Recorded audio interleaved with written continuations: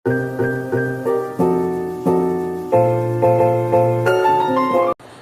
dan hai, saya Cikgu Heli dari Bright Minds Academy. Hari ini seperti yang dijanjikan, Cikgu akan kongsikan tentang topik termokimia ataupun perubahan haba dalam tindak balas kimia. Okey. Jadi, sebelum tu Cikgu nak minta pelajar untuk komen di bawah, say hi dekat Cikgu. Okey, mungkin boleh komen nama sekolah di bawah supaya Cikgu tahu pelajar daripada sekolah mana. Kemudian cikgu nak minta pelajar mungkin boleh kalau suara cikgu kurang jelas boleh komen juga di bawah, maklumkan pada cikgu. Ataupun mungkin kamera cikgu tak berapa jelas ke, okey, boleh komen di bawah ya. Right, jadi selain pada itu cikgu minta pelajar untuk komen dan share pada kawan-kawan. Mungkin sesi ini dapat membantu kawan-kawan yang lain ya.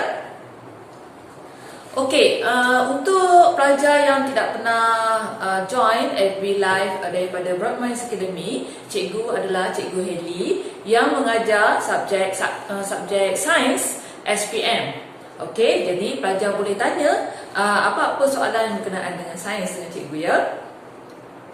Right, okey, ada komen? Audio cikgu okey ke? Alright, jadi boleh cikgu teruskan? Okey, hari ini cikgu akan kongsikan tentang cara untuk jawab soalan 10 bahagian C berkenaan dengan termokimia ataupun perubahan haba dalam tindak balas kimia. Okey, sebelum tu cikgu nak tanya dulu. Apa yang pelajar tahu tentang perubahan haba dalam tindak balas kimia ataupun termokimia? Apa yang pelajar tahu? Boleh komen di bawah. Melibatkan apa? Okey, bila kita kata haba, mestilah tindak balas kimia tu menghasilkan haba ataupun melibatkan haba. Okey? Jadi dalam perubahan haba dan tindak balas kimia ni ada dua jenis tindak balas, iaitu tindak balas eksotermik dan endotermik. Okey, ada buku menggunakan eksoterma ataupun endoterma, tak ada masalah, dua-dua pun boleh guna. Okey, jadi dalam perubahan haba dan tindak balas kimia ni ada dua proses ataupun dua tindak balas, iaitu yang pertama adalah tindak balas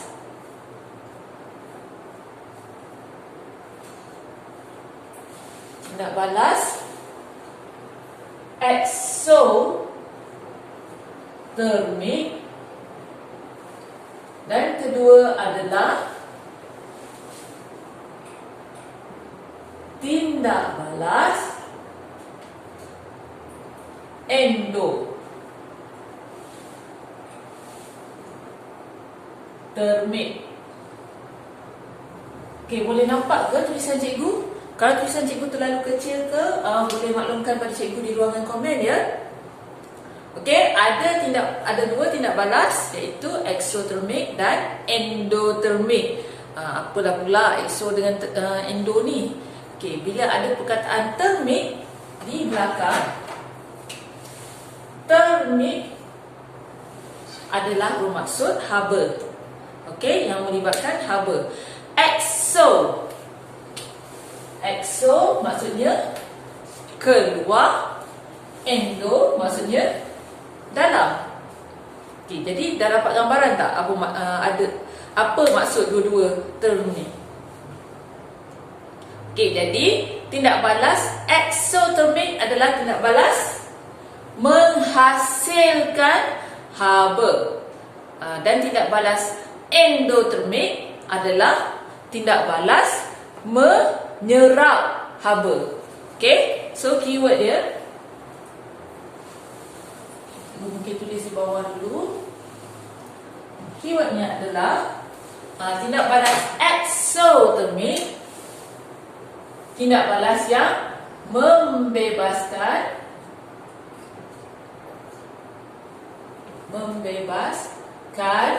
haba. Okey? Dan yang kedua tadi, tindak balas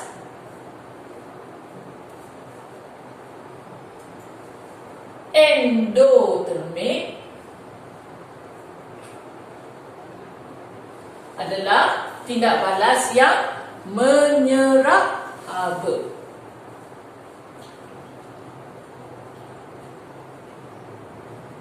Okey, macam mana nak ingat? Biasanya cara cikgu ingat yang ni dulu. Endo dia dengar macam indoor, kan? Indoor dalam. So endo adalah dalam, serap ke dalam. Okey?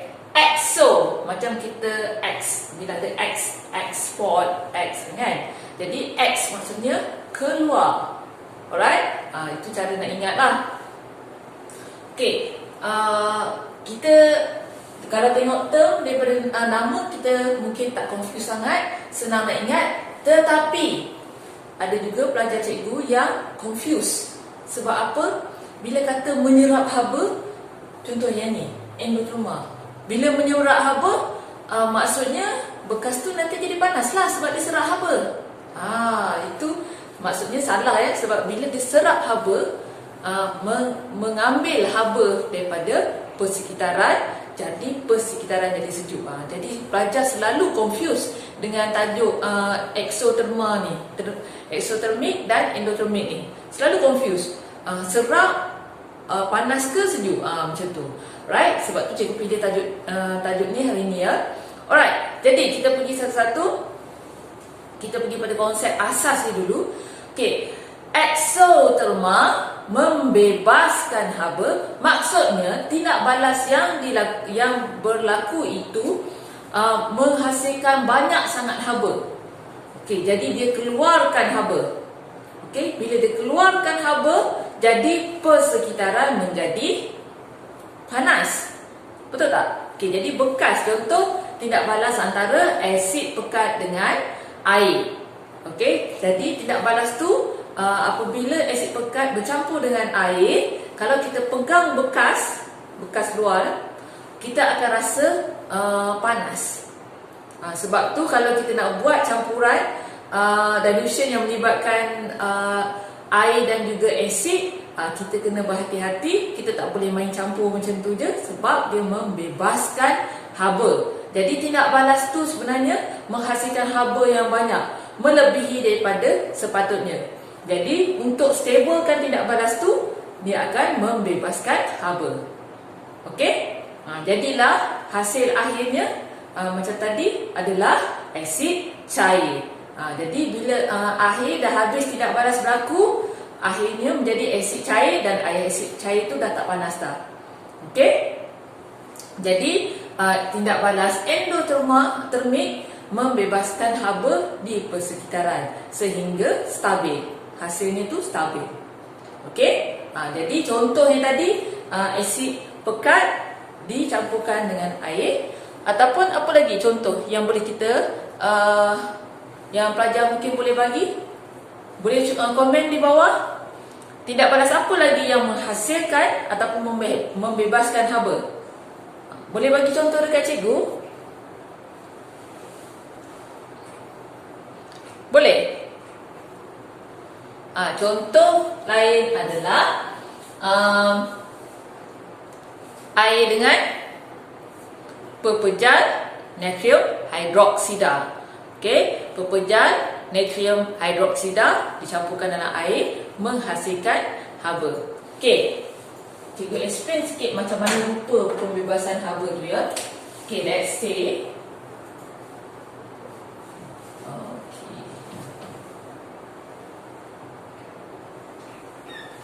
nampak? Okey, let's say dalam ni ada logam apa tadi? Pepejal apa tadi? Pepejal natrium hidroksida.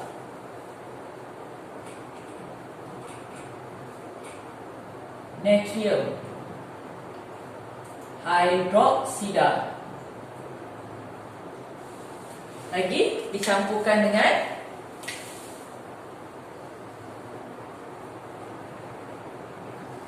ada air. Ini adalah air. Jadi, apa yang berlaku? Tindak balas ini akan membebaskan haba. Okey, tindak balas ini akan membebaskan haba. Jadi, haba itu akan keluar. Dia keluar. Keluar. Jadi, apabila kita pegang bekas ni, kita akan rasa panas. Okey? Jadi, pepejal natrium hidroksida ni apabila bertindak balas dengan air akan membebaskan haba. Okey, sehingga hasilnya menjadi stable dan akhirnya sejuklah. Okey? Jadi, kalau tindak balas endotermik, okey, contoh yang tindak balas endotermik ni adalah tindak balas fotosintesis. Sebab tu, bila tengah hari kita berada di bawah pokok, kita akan rasa sejuk.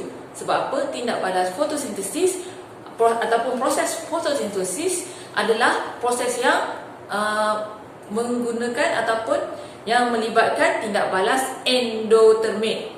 Mengambil haba di persekitaran dan persekitaran menjadi sejuk. Okey, boleh bagi contoh lain pada cikgu? Apakah tindak balas endotermik yang pelajar tahu? Boleh komen di bawah. Okey, apa? Okey, jadi mungkin saya ingat cikgu. Alright. Okey, boleh komen di ruangan komen di bawah ya. Cantik pula. Okey, contoh tindak balas apa yang menyerap haba? Okey, kita dah bagi clue ni ada air juga. And then dalam ni pepejal apa? Pepejal amonium klorida. Okey, ini air. Ini adalah pepejal amonium klorida. Okey, pepejal amonium klorida. Jadi, apabila kita tindak balas ini berlaku, apa jadi? Haba di persekitaran diserap ke dalam. Sebab apa? Tindak balas ni dia memerlukan haba yang banyak, tapi tak cukup. Jadi dia terpaksa ambil daripada luar persekitaran untuk menghasilkan hasil tindak balas yang stable. Okey, jadi bila haba semua sekeliling dah diserap, kita pegang bekas ni jadi sejuklah. Sebab haba pada bekas telah diserap. Alright? Boleh? Okey, senang saja. Okey, dalam topik ni untuk tindak balas eksotermik dan endotermik ni pelajar perlu tahu contoh. Okey, perlu tahu beberapa contoh. Sebab apa? Soalan ni selalu keluar dalam paper 1. Okey, tentang contoh-contoh. Alright. Seterusnya, apa lagi? Lagi satu. Kenapa cikgu buat ada jadual di bawah ni? Jika ada soalan tentang perbandingan. Contoh soalannya, bandingkan antara tindak balas eksotermik dan endotermik. Ataupun mungkin soalannya, apakah perbezaan tindak balas endotermik dan eksotermik? Jadi, kita boleh tulis dalam bentuk jadual supaya lebih nampak. Okey, ini adalah exo.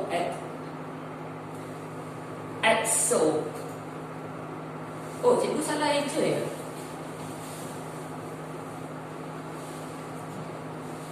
Exothermic.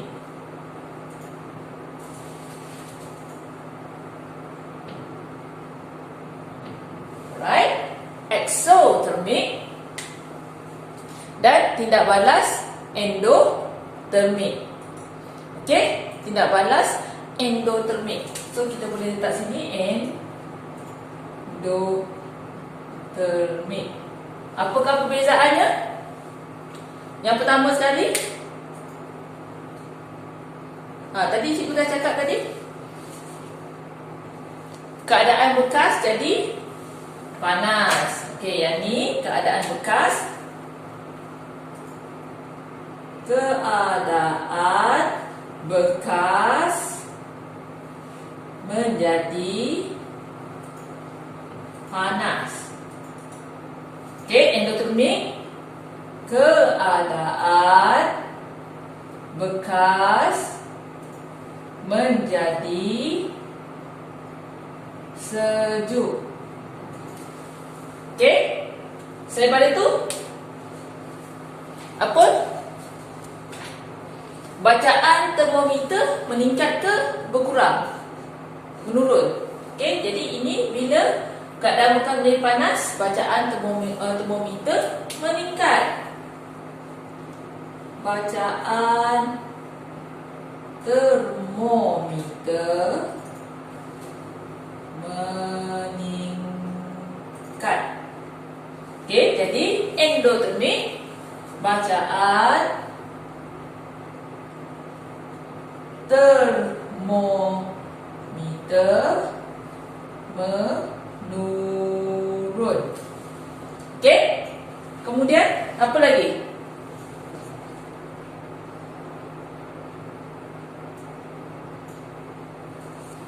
Apa lagi? Tadi cikgu dah explain. Ni kenapa jadi suhunya meningkat? Kenapa? Bahan yang dihasilkan, bahan tidak balas mempunyai tenaga yang lebih tinggi daripada hasil tindak balas. Okey, maksudnya bahan tidak balas, bahan tidak balas mempunyai haba ataupun tenaga yang lebih tinggi.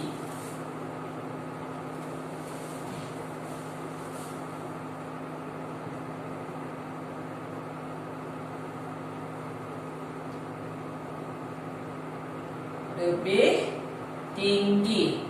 Okay, sorry cikgu tulis kecil sikit ya, tak muat pula. Okey, jadi endotermic, hasil tindak balas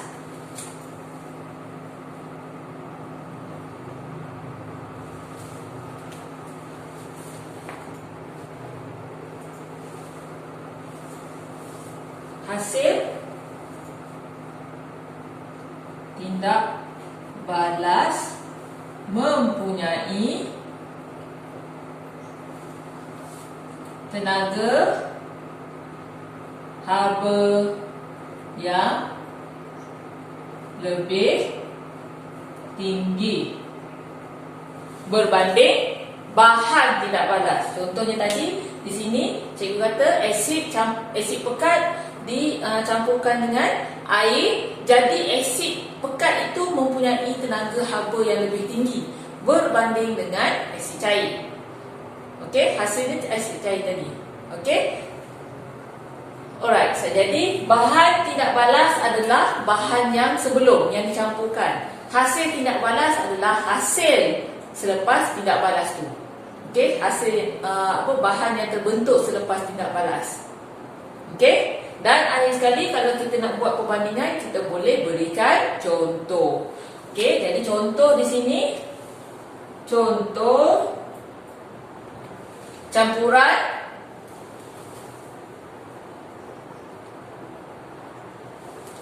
apa?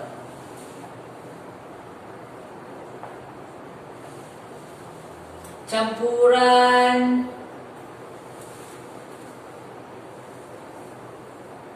natrium hidroksida dengan air. Jadi di sini pun kita boleh berikan contoh campuran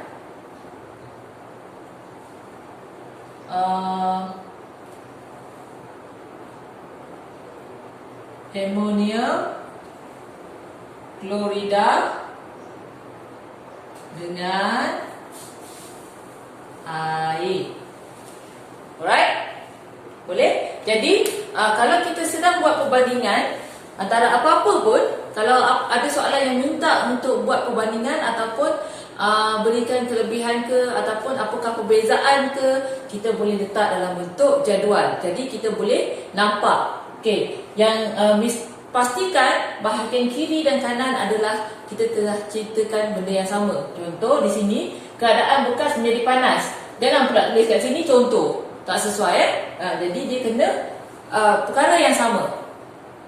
Jadi boleh nampak sebelah-sebelah. Alright? Okey, so itu kalau ada soalan tentang bandingkan antara eksotermik dengan endotermik. So cikgu harap pelajar tak confuse dah lagi. Ingat, bila tidak balas eksotermik membebaskan haba, jadi bila kita pegang bekas jadi panas. Dan tidak balas endotermik, tidak balas menyerap haba, kita pegang bekas jadi sejuk. Alright? Itu dia, jangan confuse ya. Alright, jadi cikgu akan pergi pada contoh soalan 10. Ada soalan? Kalau ada soalan boleh tulis di ruangan komen di bawah ya.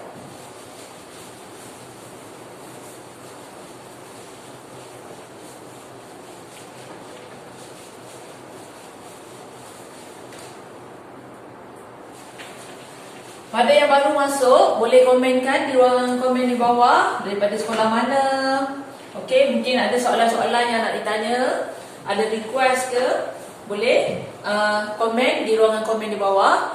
Dan mungkin boleh share dengan kawan-kawan tentang sesi hari ini ya.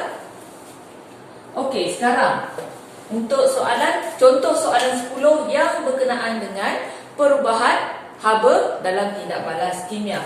Okey, contoh biasanya kalau soalan 10 biasanya mesti ada satu pernyataan ataupun ada gambar raja. Okey, jadi soalannya di sini cikgu ambil daripada soalan daripada tahun 2016. SPM tahun 2016. Soalannya, kaji pernyataan ini. Okey, so diberikan ada 2 kotak. Jadi dalam kotak ni yang pertama ada bedak sejuk.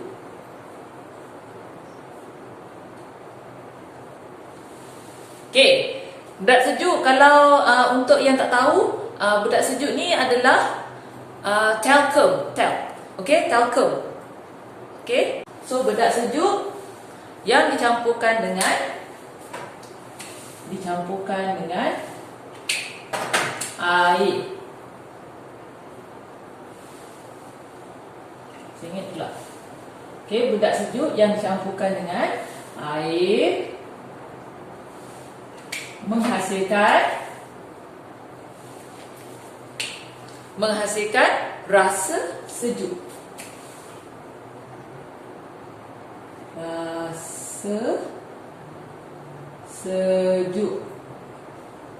Okey, di sebelah sini pula adalah serbuk pencuci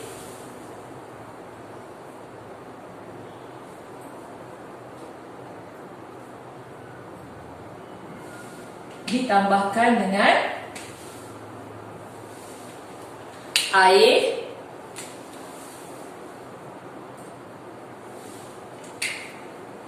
menghasilkan rasa panas. Okey?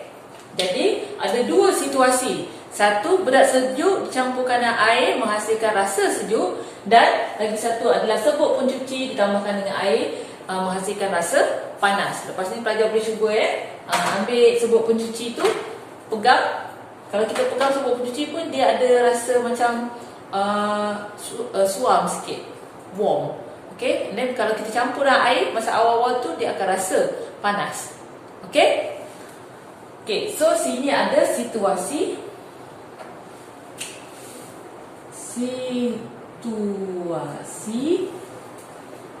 R dan situasi S. Okey. Soalannya A. Cadangkan satu hipotesis menyiasat situasi di atas. Okey, seperti biasa ada hipotesis. Cadangkan hipotesis. Hipotesis. Okey. Untuk menyiasat situasi di atas. Jadi, bila kita menyatakan atau mencadangkan satu hipotesis, jadi kita nak menjalankan eksperimen. Sebab apa? Kita mesti ada satu hipotesis dulu, sama ada betul ataupun tidak, supaya kita boleh jalankan eksperimen untuk uji hipotesis tersebut. Okey, jadi selepas eksperimen tu barulah kita tahu sama ada hipotesis itu boleh ditolak ataupun boleh diterima. Jadi dalam kes ni kita based on pernyataan yang telah diberikan, cuba cadangkan satu hipotesis. Okey, cuba cadangkan satu hipotesis. Ni melibatkan perubahan haba. Okey, apa yang kita nak tulis?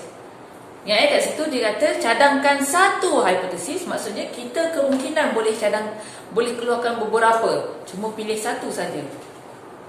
Okey?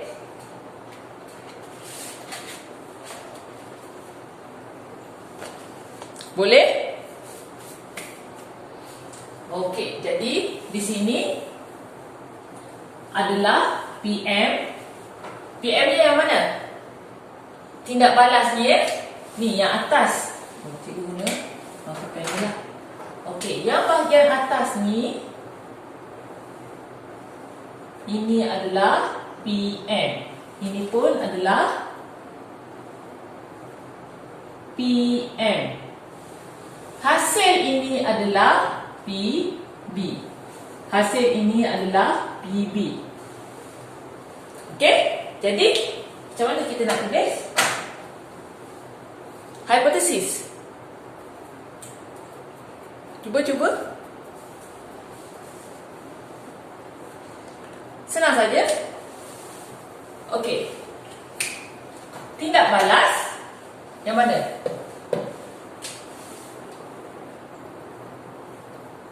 Tindak balas eksotermik. Okey, tak nampak? Di atas sikit.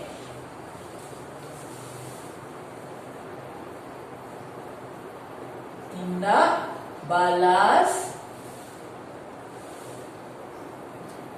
eksotermik. Apa? Membebaskan haba. Membebaskan haba. Okey, kalau kita stop macam ni pun boleh. Sebab apa? Dia minta kita, soalan ini minta kita cadangkan satu hipotesis saja. Tetapi kalau kita nak tambah, manakala. Okey, sebab apa? Ada dua je situasi. Jadi kita boleh mention dua-dua. Manakala, okey, cikgu tulis di bawah. Manakala tindak balas endotermik menyerap haba. Okey? Tulis manakala pun boleh, tulis dan pun boleh. Okey, tindak balas eksotermik membebaskan haba dan tindak balas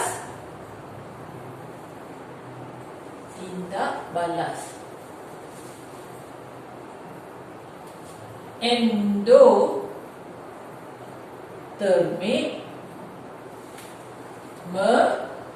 menyerap haba. Right? Jadi make sure ada perkataan membebaskan haba dan menyerap haba. Okey? Jadi bila kita nyatakan satu hipotesis, kita boleh letak salah satu ataupun kita boleh letak kedua-duanya. Dan okey, sebab dua-dua ada di sini. Right? Seterusnya, huraikan berdasarkan maklumat yang diberikan dalam situasi R dan S, cadangkan satu eksperimen untuk menyiasat tindak balas endotermik dan eksotermik dengan menggunakan amonium klorida, natrium hidroksida, air, bika dan radas yang lain. Okey, jadi dia dah senaraikan bahan dan radas. Jadi huraian anda harus mengandungi tujuan eksperimen. Okey. Jadi tujuan. Sebelum tu cikgu ada nyatakan sebelum ni, sebaik-baiknya dapat je radas dan bahan yang disenaraikan, cuba lukis dahulu. Kita cuba lukis dahulu rupa setup eksperimen tu supaya kita boleh jawab soalan-soalan yang lain. Okey, di sini diberikan tadi adalah amonium klorida, natrium hidroksida, air, bika dan radas lain. Okey, jadi kita boleh lukis satu setup eksperimennya dulu.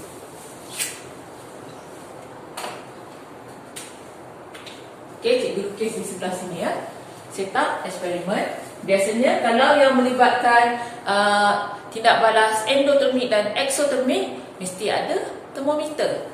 Okey, first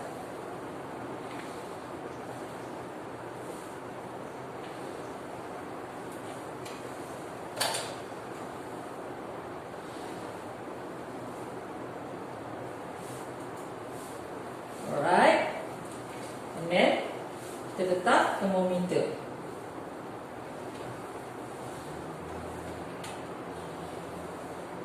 Tak perlu lukis dua, kita letak satu saja pun dah okey. Right? Okey, ini termometer sejuk. Kemudian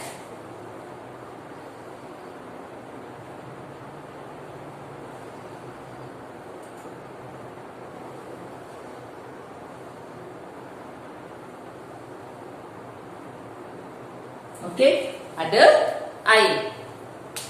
Okey, jadi dalam tu ada tadi diberikan apa? Amonium klorida dan natrium hidroksida. Pilih mana-mana satu. Okey, mungkin kita lukiskan dalam setumpuk macam ni. Titik-titik pun boleh. Satu je. Okey, dan kita labelkan. Ingat, masa kita melukis dan labelkan, guna pembaris. Okey. Jadi ini adalah termometer. Ingat, label kita cuba mendata supaya senang nak tulis. Termometer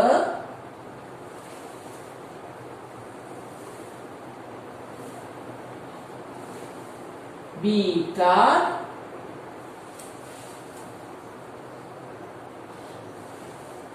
air dan ini mana-mana satu. Mungkin kita boleh letak serbuk ataupun pepejal. Serbuk amonium klorida. Okey, kita pilih salah satu. Okey. Okey, so ini adalah setup eksperimen. Dah. Jadi kita boleh nampak bahan ekstra yang kita tambah adalah termometer, bika dan air. Alright. So kita pergi kembali pada soalan tadi. A, hipotesis. B, ditanyakan tentang minta kita huraikan eksperimen. Dalam huraian tu mesti ada tujuan. So B, tujuan.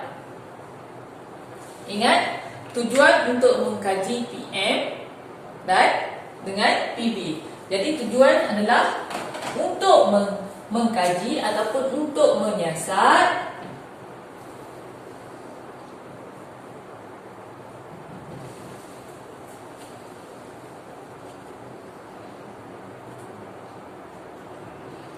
tindak balas endoterma dan endotermik dan eksotermik. Ataupun boleh juga untuk mengkaji hubungan antara tindak balas endotermik dan eksotermik dengan perubahan suhu. Boleh juga. Okey, jadi cikgu ambil yang senang je untuk mengkaji hubungan antara tindak balas eksotermik dan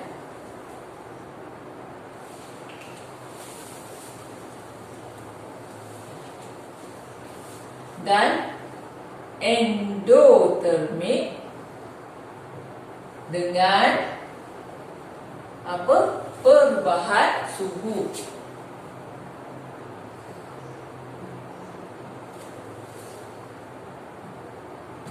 Okey, perubahan suhu di sini kita boleh nampak yang rasa sejuk dan rasa panas tadi. Atau kita boleh tulis juga, kita boleh tulis untuk mengkaji ni option 1, ataupun untuk mengkaji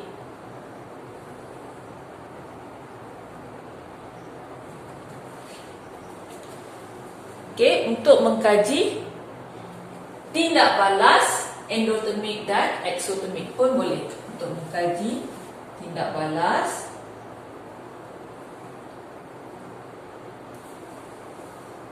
eksotermik dan endotermik pun boleh. Tapi cikgu lebih galakkan pelajar jawab berdasarkan yang atas ni, sebab ada mengkaji hubungan antara PM dan PB. Okey, cikgu sangat galakkan pada tulis yang atas. Okey, dapat? Okey, jadi selepas tu apa? Mengenal pasti pemboleh ubah. Okey? Okey, ni dapat right? Jadi mengenal pasti pemboleh ubah yang mana satu tadi? PM-nya adalah, mungkin cikgu tulis di bawah ni je. PM-nya adalah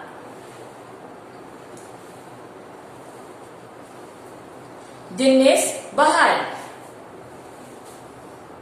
yang boleh ditukar-tukar. Sebab apa? Tadi ada bahan aluminium klorida, lagi satu natrium hidroksida. Betul? Jadi PM-nya adalah jenis bahan, PB-nya adalah suhu akhir larutan. Suhu akhir larutan. Okey, dan PD iaitu pemboleh ubah dimalarkan adalah apa pemboleh ubah yang dimalarkan?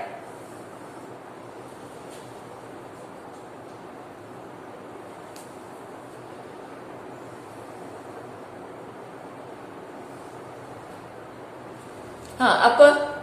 Boleh komen? Jadi apa benda yang kita tak boleh ubah? Yang mesti sama, iaitu suhu awal air, lagi isi padu air mesti sama. Lagi, ada lagi jisim bahan. Jisim mesti sama. Okey, tak bolehlah kat sini kita letak 10 gram, tiba-tiba nanti natrium hidroksida kita letak 1 kilogram. Tak boleh. So dia dah tak relevan dia punya eksperimen tu. Alright? Boleh ya? Jadi cikgu ulang, PM-nya adalah jenis bahan, iaitu serbuk amonium klorida dengan serbuk natrium hidroksida. Kemudian PB, suhu akhir larutan. Sebab apa? Kita nak tengok suhu akhir. Kan tindak balas endotermik dan eksotermik ni kita nak tengok ending dia. Okey? Dan PD iaitu pemboleh ubah dimalakan adalah suhu awal air, isi padu air dan isim bahan. Okey, dapat? Okey, selepas tu senarai, radas dan bahan.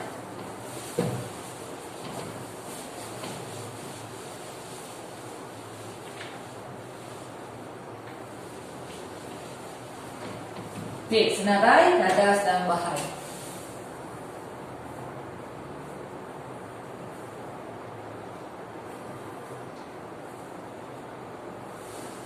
Dan bahan. Okey, jadi apakah senarai bahannya? Telah diberikan di sini adalah amonium klorida, natrium hidroksida. Okey. Mungkin kita boleh tulis dalam bentuk serbuk lah ya. Serbuk amonium klorida, serbuk natrium hidroksida,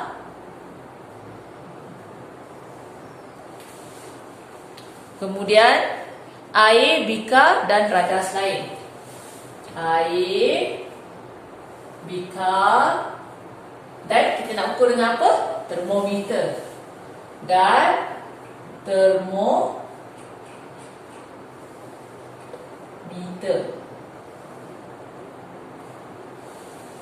Okey. Serbuk amonium klorida, serbuk natrium hidroksida, air, bika dan termometer. Itu saja. Okey, ingat senarai, radas dan bahan cuma satu markah, jangan tulis banyak sangat. Jangan kita tambah banyak-banyak sangat. Kita tulis apa yang perlu sahaja. Okey, supaya setup eksperimen kita ni make sense. Okey. Kemudian prosedur ataupun kaedah. Okey, prosedur dan kaedah markahnya cuma 4. Jadi again, cikgu minta janganlah tulis prosedur dan kaedah ni atau kaedah ni sampai 10 senarai, sampai 10 step, sampai 18 step. Tak perlu. Kita cuba simplifykan. Sebab tu kita lukis dulu. Okey, jadi prosedur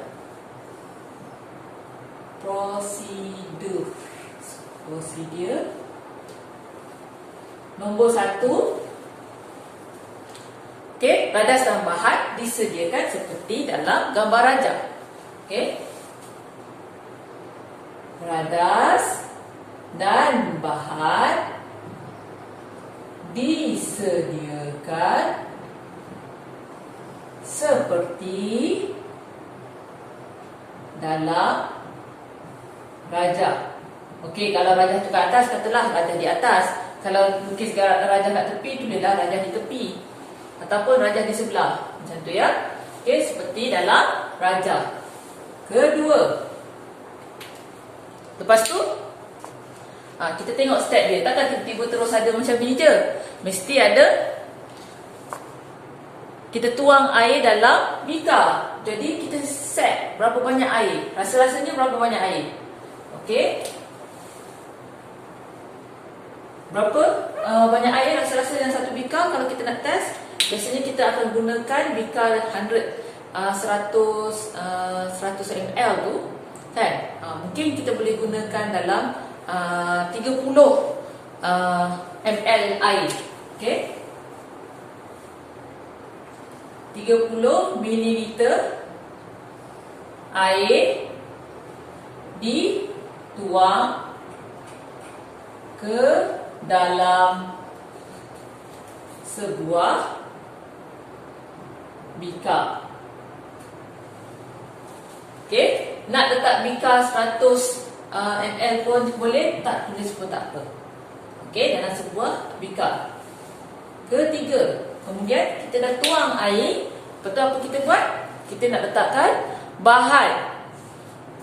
Sebelum letak bahan, kita kena check dulu temperature dia. Okey? Suhu awal air diukur dan dicatat. Okey, keempat, Keempat, tambahkan 1 spatula serbuk amonium klorida ke dalam air. Ataupun kita boleh kata 1 spatula serbuk amonium klorida. 1 spatula serbuk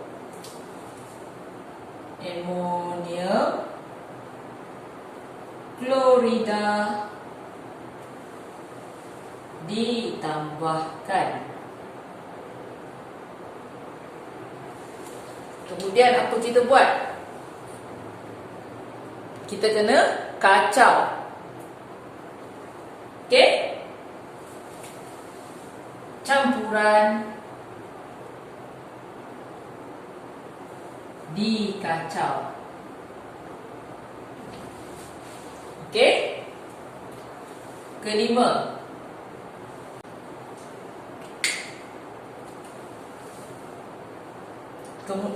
setelah kacau, and then kita ambil bacaan suhu.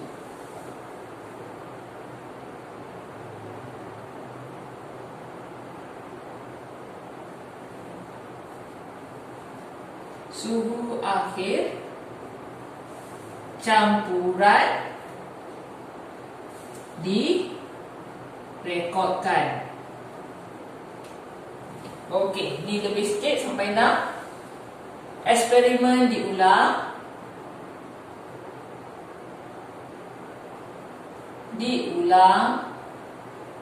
Dengan menggunakan serbuk natrium hidroksida. Okey, boleh? Jadi dalam prosedur kita tak boleh tulis banyak-banyak. Dalam 4 ke 5 saja. Cuma yang ni cikgu tambahkan yang nombor 1 ni. Nombor 1 ni sebenarnya tak ada markah ya. Cuma dia memudahkan kita untuk explain. Dan kita punya explanation ataupun penerangan kita tu lebih logik. Senang. So orang dah nampak, oh macam ni. Tak perlulah kita nak kata termometer dipegang, lepas tu dikacau ke, tu tak payah. Kita dah tahu termometer tu kita set up, termometer tu tak kena pun serbuk kat bawah ni. Okey? Dia di antara.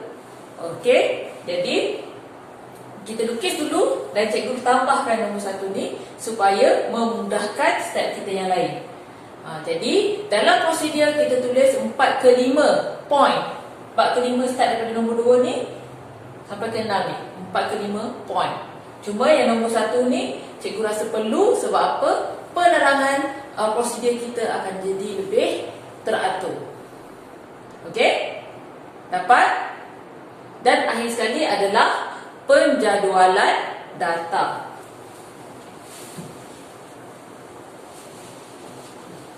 Jadi kalau penjadualan data, again, jadual tu kita kena menggunakan pembaris lah.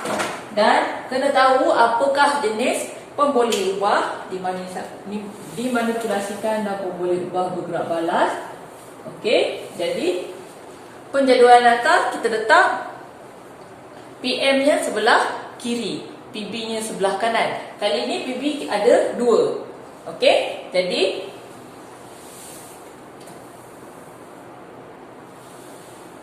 kita boleh tulis betul ni.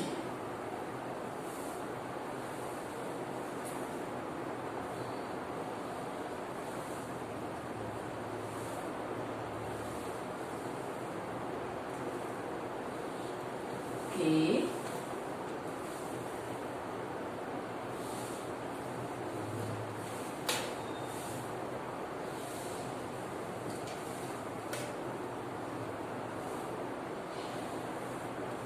Okey, cikgu ambil masa sikit untuk lukisnya ya.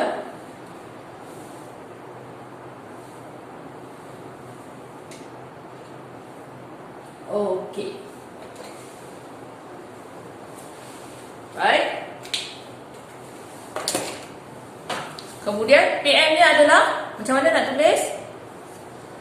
PM-nya tadi adalah bahan yang berbeza, betul? Jadi kita boleh tulis sini bahan ataupun jenis bahan. Okey, apa nak tulis sebelah kanan adalah satu suhu awal, satu lagi suhu akhir. Suhu awal. Boleh nampak? Suhu akhir. Okey, jadi bila kita letak dalam jadual, kita letak unit. Unitnya darjah Celsius. Letak dalam bracket darjah Celsius. Darjah Celsius. Okey, boleh nampak? Tepi sangat? Okey, boleh. Jadi, bahan di sini adalah apa bahan kita gunakan tadi? Amonium, klorida dan air.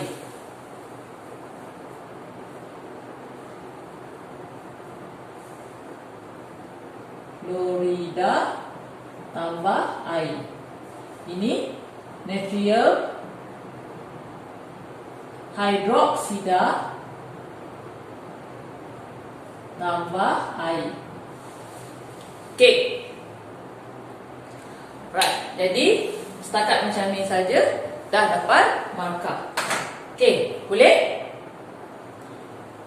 Okey, cikgu ulang balik.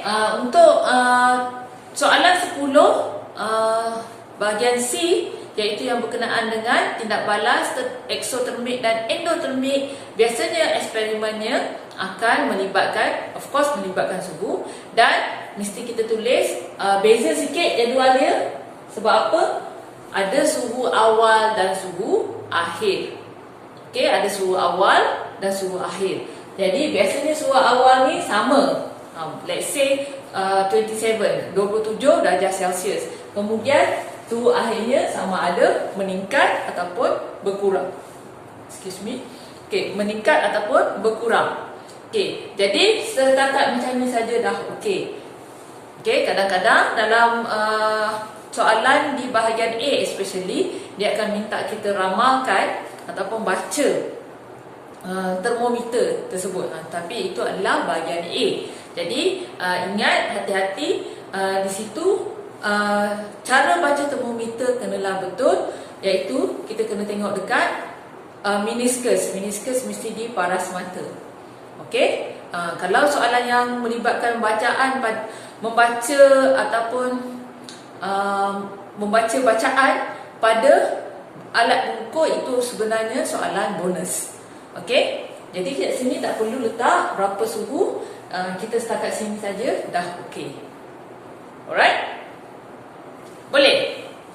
Okey, so itu saja untuk perkongsian cikgu pada hari ini. Harap-harap pelajar dapat faham bagaimana untuk jawab soalan 10 berkenaan dengan perubahan haba dalam tindak balas kimia. Ingat, jangan terbalik. Tindak balas eksotermik membebaskan haba, jadi kita pegang bekas akan jadi panas. Jadi tindak balas endotermik, endo ke dalam. Okey, endotermik menyerap haba, jadi persekitarannya menjadi sejuk. Okey, jangan confuse yang itu. Dan kalau kena buat perbandingan, tuliskan dalam bentuk jadual. Dan kalau nak jawab soalan yang bahagian C ni, iaitu bahagian soalan 10, okey, hati-hati, kita kena tahu yang mana satu PM, yang mana satu PB.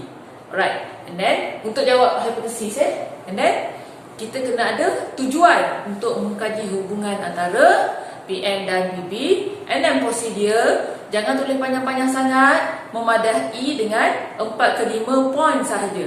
Cuma tambah 1 poin ke atas ni tak dapat markah, tapi ini untuk membantu kita explain ataupun memberikan penerangan yang lebih baik. Dan jangan lupa lukis setup eksperimen tersebut. Right? Okey, jadi itu saja untuk hari ini. Untuk yang baru nak tengok FB Live ni, okey, kita dah berada di hujung sesi. Jadi mungkin boleh tengok semula lepas ni, dan mungkin boleh komen. Selepas ni cikgu akan cuba untuk jawab semua komen-komen pelajar. Okey, kongsikan dengan kawan-kawan. Dan kalau ada yang tak faham ataupun ada soalan yang cikgu tak sentuh tapi nak tanya, boleh juga tulis di ruangan komen di bawah. Alright, and then jangan lupa juga untuk turn on notification button so that pelajar-pelajar tak tertinggal FB Live cikgu pada masa-masa yang akan datang. Okay, untuk next session FB Live cikgu akan kongsikan tentang faktor-faktor pertumbuhan mikroorganisma. Okey, faktor-faktor pertumbuhan mikroorganisma, iaitu bab 1 daripada silibus tingkatan 5. Okey. Dan akhir sekali cikgu nak nyatakan Bright Minds Academy ada menawarkan kelas-kelas online. Okey, selain pada kelas fizikal ada juga kelas-kelas online. Nak tahu lebih lanjut boleh DM kami ya. Okey, sehingga kita berjumpa lagi di lain masa. Assalamualaikum dan bye.